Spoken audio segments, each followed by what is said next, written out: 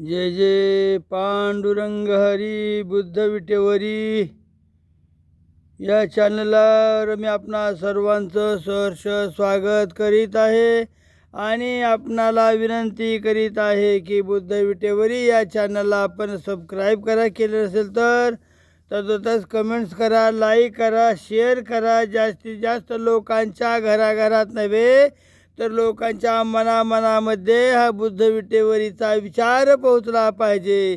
त्याच्यासाठीच तुमचे प्रयत्न तेवढेच महत्त्वाचे आहेत. बाबांनो, 3-4 दिवसापासून झालं मी तुम्हाला होळीच्या संदर्भामध्ये व्हिडिओ पाठवित आहेत. आता त्याला लाईक मिळतात 56, 50, 60, 70, 80 काय असेल तेवढे. म्हणजे पाहावं इतकं जास्तीत जास्त लोकांनी पाहावं अशी आमची धडपड असते आणि कमीत कमी लाईक्स या माणसाच्या व्हिडिओला मिळावेत अशी तुमची धारणा हवी काय? तर तसं काही नाही बाबा हो. कारण मनातील आपल्या कलुषित भावना दूर करणे याचा अर्थ आज होळीचा सण आहे. आणि म्हणून तुम्हाला 3 व्हिडिओ मी पाठवलेत होळीच्या संदर्भात. होळी म्हणजे काय, होलिका कोण होती, तिला का दहन केलं जातं, आणि होळीला जे माता म्हणतात अशा बहुजन वर्गाने होळी आपल्या दारामध्ये जाळावी काय? फार 2-3 व्हिडिओमध्ये मोठमोठे प्रश्न टाकलेत तुम्हाला मी. बाबा रे, आपल्या दारात आपण जी होळी जाळतो ना, ते काय आहे माहिती आहे का? ते आपल्या पूर्वजांच्या प्रेताची निशाणे आहे. आपल्या पूर्वज म्हणजे आपले वाड वडील आजोबा पंजोबा कोण पूर्वज, अगदी हिरण्यकशिपू, प्रल्हाद, बळी, वामन आहे आपला, झालं तर तुमचा रावण वगैरे. म्हणजे ही मंडळी जी आहे ना, ही बहुजन मंडळीला ज्यावेळी नेस्तनाबूत केलं गेलं त्यावेळी या ब्राह्मणवाद्यांनी एक सोन निर्माण केला. मी हिंदूवाद्यांनी म्हणत नाही, ब्राह्मण वेगळा हिंदू वेगळा, अलग लक्षात. आता ते काय कारण असते ते नंतर बघा तुम्ही तुमचं. परंतु अशा पद्धतीनं एक टाकाऊ गोष्टीला जास्तीत जास्त महत्त्व दिलं जातं आहे आणि तेही आपल्या अज्ञानपणामध्ये. काय टाकाऊ? आता ते विशेष म्हणजे ते काय सांगतायत लोक, आपल्या अज्ञानाची होळी करा. आपल्या घरादाराच्या कड्या कोपऱ्यामध्ये जो काही कचरा पडलेला आहे तो जाळा. प्रदूषणाच्या निमित्तानं उभ्या झाडांची कत्तल करू नका, झाडे जाळू नका, केर कचरा जाळा. उदाहरणार्थ, तुमच्याही मनातील केर कचरा जाळा, तुमचे मन शुद्ध स्वरूपाची होऊ द्यात. हा तर त्या होळीचा अर्थ होतो ना. आता ते संबंध जोडला कुठं?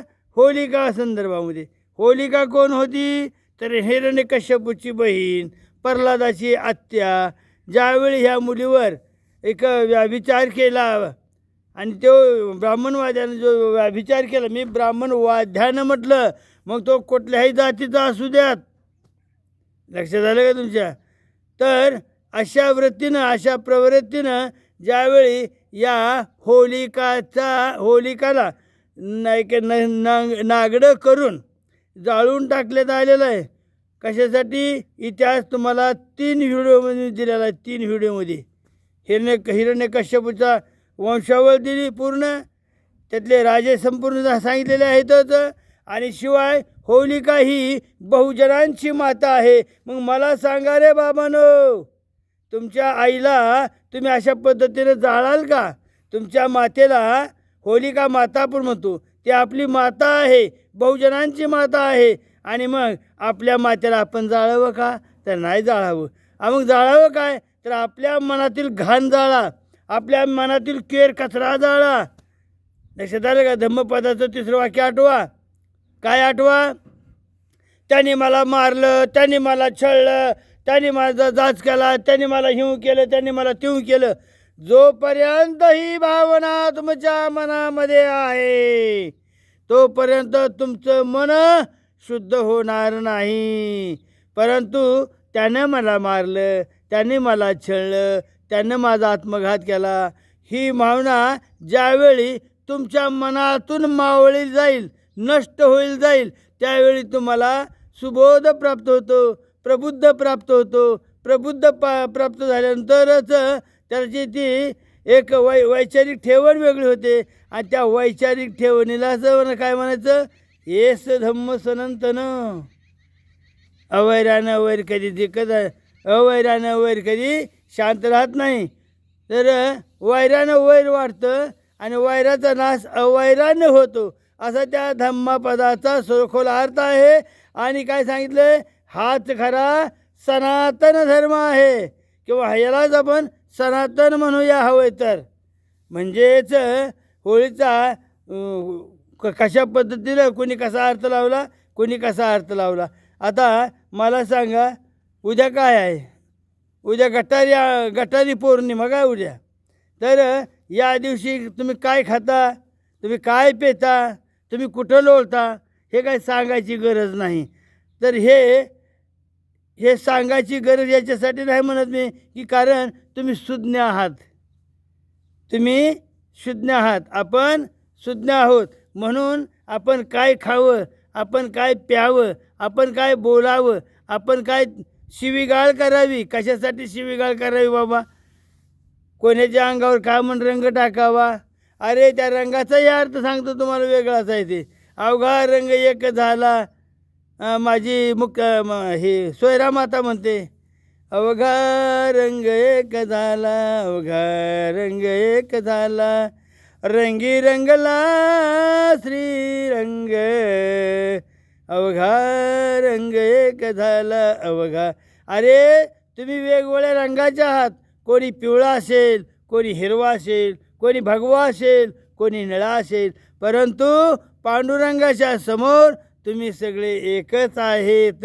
ही भावना तुमच्या मनामध्ये ठेवणे, यालाच म्हणायचं सनातन धर्म. जोपर्यंत आपल्या मनामध्ये कोणाविषयी द्वेष भावना, वैर भावना नष्ट पावत नाही, तोपर्यंत तुम्ही सनातनी होऊ शकत नाहीत. आलं का लक्षात? आणि म्हणून जाळा, काय जाळा, मनातील केर कचरा जाळा. अरे मी काय व्हिडिओ बघतो, काय रील्स काढणारे लोक आहेत ना, रील्स काढणारे, ते प्रभू रामचंद्राला शिवे देतात, प्रभू श्रीकृष्णाला शिवे देतात. असं काय रे बाबांनो? असं करू नये ना. प्रभू रामचंद्र इतपत आपली लायकी आहे का? प्रभू रामचंद्रावर बोलण्या इतपत आपली भक्ती असावी. प्रभू रामकृष्ण बोलण्या इतपत आपली भक्ती असावी.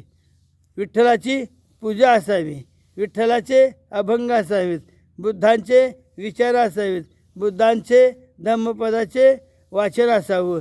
कधी धम्मपद हातात धरायचं नाही. बुद्ध जे काही ग्रंथ आहेत त्यांचं नावं देखील माहीत नाहीत. कशाचे बुद्ध मग? शिव्या देण्यासाठीच बुद्ध का तुम्ही?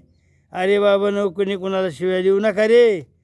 अरे त्यानं तुम्ही रामाला शिव्या दिल्यात, त्यांनी पुन्हा बुद्धाला शिव्या दिल्यात, तुम्ही कृष्णाला शिव्या दिल्या.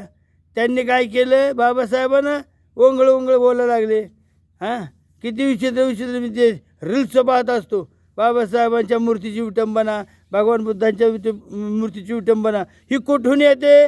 तर अगोदर कळ तुम्ही काढताय, त्यांना खिजवताय, मग ते त्यांचाही कुठेतरी एक मनाला लागत असेल ना. आलं का लक्षात? त्यांच्याही कुठेतरी मनाला लागत असेल.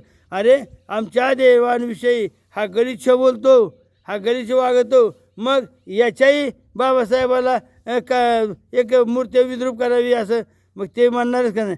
आता बाबांनो, आपण अगोदर चुकू देऊ नका. ते चुकत नाहीत, तुम्ही चुकत नाहीत. फक्त तुमची मानसिक वृत्ती बदला घेण्याची भावना जी आहे ना, ती आता संपलेली आहे. बाबासाहेबांचं संविधान 75 वर्ष या देशावर चालते. आज राज्य कुणाचं आहे? बाबासाहेबांनी लिहिलेल्या कायद्याचं आहे. मग तुम्ही कसं म्हणू शकता बाबा मनुवाद संपला नाही? चुकीचं नाही का वाटत हे कुठंतरी? मग तुम्ही जर मनुवाद संपला नाही म्हणताल, म्हणजे याचा अर्थ तुम्हीच अजूनही तुम्ही बाबासाहेबांच्या संविधानाला आत्मसात केलं नाही असंच म्हणावं लागेल. ठणकावून सांगा, अरे या भारतावर बाबासाहेबांच्या संविधानाचं राज्य आहे. कुठला म्हणू? अरे कधी तो झालाच नाही, किंवा झाला जरी असला तरी हजारो वर्षापूर्वीचा तो काळ आहे. काय घेणार त्याचं? तो मेला गेला जळाला, त्याची स्मृती 1927ला जाळली गेली. आणखी काय त्याचं याचं राहिलं? अजून कोणाचं संविधान पाहिजे तुम्हाला? बाबांचं संविधान आहे, मग बाबांच्या संविधानातसुद्धा तुम्ही डागाळणार आहात का? विचार करा बाबांनो. तुम्ही होळी खेळा, रंगाची होळी खेळा, परंतु आपल्या मनातील जे प्रदूषण आहे ना त्याला अगोदर जाळा. अगोदर मनातील घाण काढा. तुम्ही कुठल्याही जातीचे राहा, तुम्ही कुठल्याही धर्माचे राहा, तुम्हाला कुठल्याही महापुरुषाचा आदर्श घ्या. कोणी सावरकरांचा आदर्श घेईन, कोणी आंबेडकरांचा आदर्श घेईन, परंतु मानव म्हणून जगण्यासाठी एक व्हा एवढी विनंती करतो. कारण जर तुम्ही एक जर नाही झाला तर पुढं तुम्हाला नेक काम करता येणार नाहीत. धन्यवाद. थांबतो. होळीच्या सर्वांना शुभेच्छा देतो. होळिका ही बहुजनांची माता आहे, तिला जाळू नका. होळिका किंवा ज्याला आपण आपल्या एक मनामधली घाण आहे, द्वेष आहे इतर जाती धर्माच्या संदर्भामध्ये, ती जाळा एवढी विनंती करतो. पाया पडतो, हात जोडतो. फक्त माणसाला माणसाप्रमाणे वागवा. मानसा मानसा कधी होशील रे माणूस, कधी होशील रे माणूस. मानसा मानसा मानसा मानसा कधी होशील रे माणूस, हो कधी होशील रे माणूस, हो कधी होशील रे माणूस.